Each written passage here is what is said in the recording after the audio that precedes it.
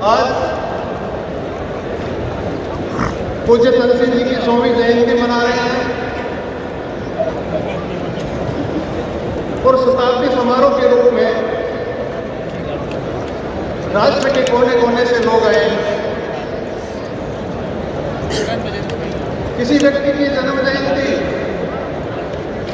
इतने वर्षों बाद भी मनाई जाए, उसका क्या कारण हो सकता है? अभी एक शब्द आया था युग पुरुष, और युग पुरुष किसे कहा जाता है? जो युग की आवश्यकता को पूर्ति करने के लिए आता है और अपना पूरा जीवन, संपूर्ण जीवन उस युग की मांग को पूरा करने के लिए लगा जाता है। ऐसा युग पुरुष कहलाता है। हम युग पुरुष के रूप में अभी अनुराग जी ठाकुर जय लगवा रहे थे, राम जी हमको जोश आया।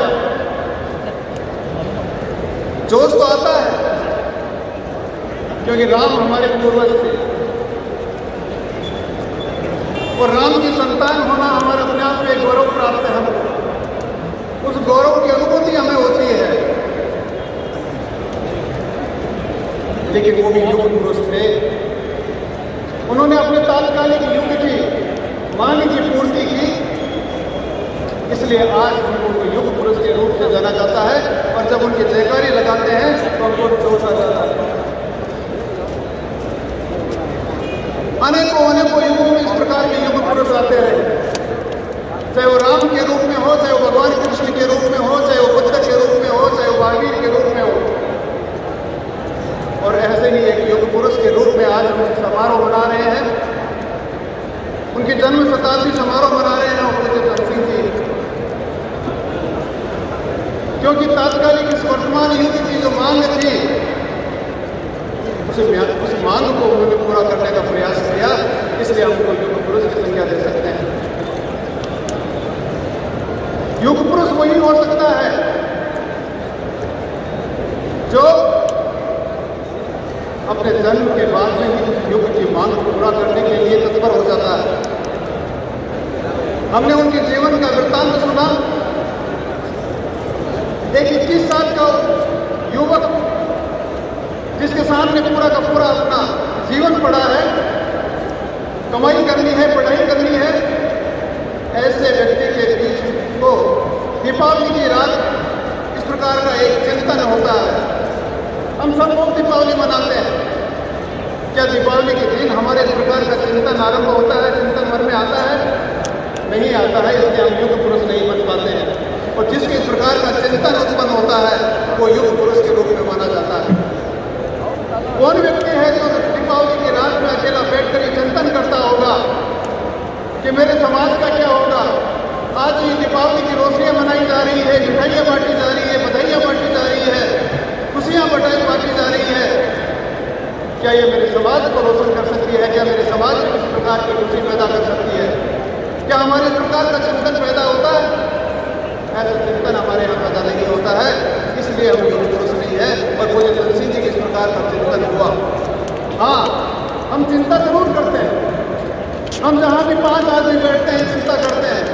हम जहाँ भी 100 आदमी बैठते हैं चिंता करते हैं कि हमारे समाज का क्या हाल हो रहा है, हमारा समाज की क्या स्थिति हो रही है, हमारा समाज किस गर्त में जा रहा है, किस पतन की गहराई में जा रहा है। चिंता जरूर करते हैं, लेकिन चिंता करके अपने घर में चले जाते हैं और घर पर जाकर बच्चों की देखभाल करना प्रारंभ कर देते हैं। इसलिए जो इस प्रकार का काम करते हैं वो युग पुरुष नहीं बन पाते हैं। और पूज्य तनसीन जी ने चिंता नहीं किया, चिंता करके उसका चिंतन किया कि मैं इस प्रकार से जो गर्भ में जा रहे हैं, वो क्षत्रिय जो गर्दन काटने के बाद में भी इस प्रकार से 13 मील तक वो चलता था, जो अपने राज्य की सेवा के लिए इस प्रकार से तत्पर हुआ करता था, जो मंदिर की रक्षा के लिए, जो गाय की रक्षा के लिए, जो स्त्री की रक्षा के लिए, अपने मान मर्यादाओं की रक्षा के लिए तत्पर रहता था, वो व्यक्ति, वो समाज, वो आज इस पतन की गहराई में क्यों जा रहा है? जो राज्य को रास्ता बताया करता था, जो मार्ग बताया करता था, आज वो मार्ग के लिए किस प्रकार से लोगों की ओर देखने का प्रयास कर रहा है। ऐसा जो भाव रखते हैं वो युग पुरुष कहलाते हैं। और ऐसा ही पूज्य तनसीन जी ने इस प्रकार के क्षत्रिय उपसंघ का निर्माण करके केवल बातें नहीं की, केवल एक बात क्षत्रियों की और वीरों की बात करके हमारे अंदर गर्मजोशी पैदा करने का प्रयास नहीं किया। उन्होंने उस राम को पैदा करने का प्रयास किया, उस सीता को बनाने का प्रयास किया जो राम के साथ में 14 वर्ष तक वनवास के अंदर जा सकती है। उन्होंने उस लक्ष्मण को निर्माण करने का प्रयास किया जो भाई की सेवा के लिए तत्पर हो सकता है, वो 13 वर्ष 14 वर्ष के लिए। ऐसा व्यक्ति जो बहुत अधिक निर्माण करता है, जो मार्ग का निर्माण करता है, वही वास्तव में क्षत्रिय कहलाता है, वही क्षत्रिय बन सकता है और वही युग पुरुष कहला सकता है।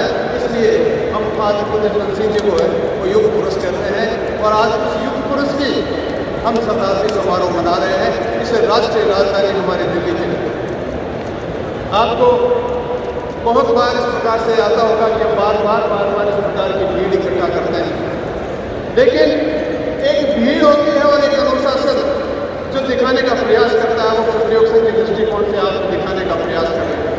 हम जब भी कहीं जाते हैं और इस प्रकार के समारोह में प्रकट होते हैं तो हम हमारा अनुशासन नहीं दिखा पाते हैं और उस अनुशासन को नहीं दिखा पाने के कारण हम जब एकत्रित होते हैं, वो जो संगठन बनता है, वो संगठन का निर्माण हम नहीं कर पाते हैं, संगठन का भाव हम नहीं दिखा पाते हैं।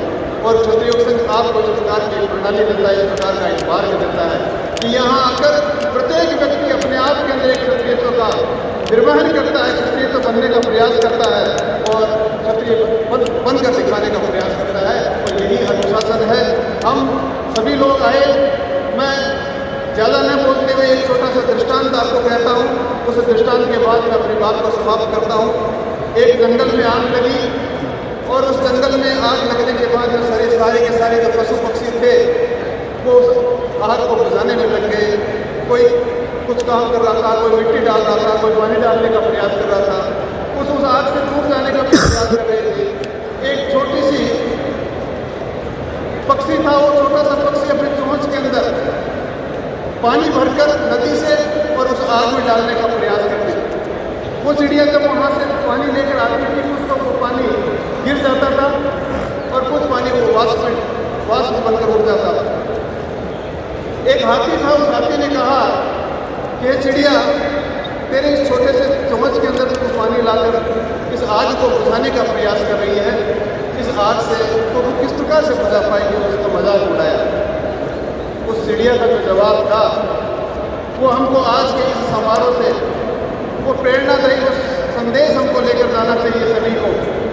उस चिड़िया का जो संदेश था, उस चिड़िया का जो जवाब था, वो चिड़िया का जवाब ये था कि मेरी इस चोंच में जो पानी भरकर मैं ले जा रही हूँ, इससे चाहे ये आग बुझे या न बुझे, इससे कोई इस आग पर कोई फर्क पड़े या न पड़े, लेकिन जब कभी इस इतिहास, इस दंगल का इतिहास लिखा जाएगा, उस दिन मेरा नाम इस आग को बुझाने वालों में नाम आएगा, आग लगाने वालों में नाम नहीं आएगा।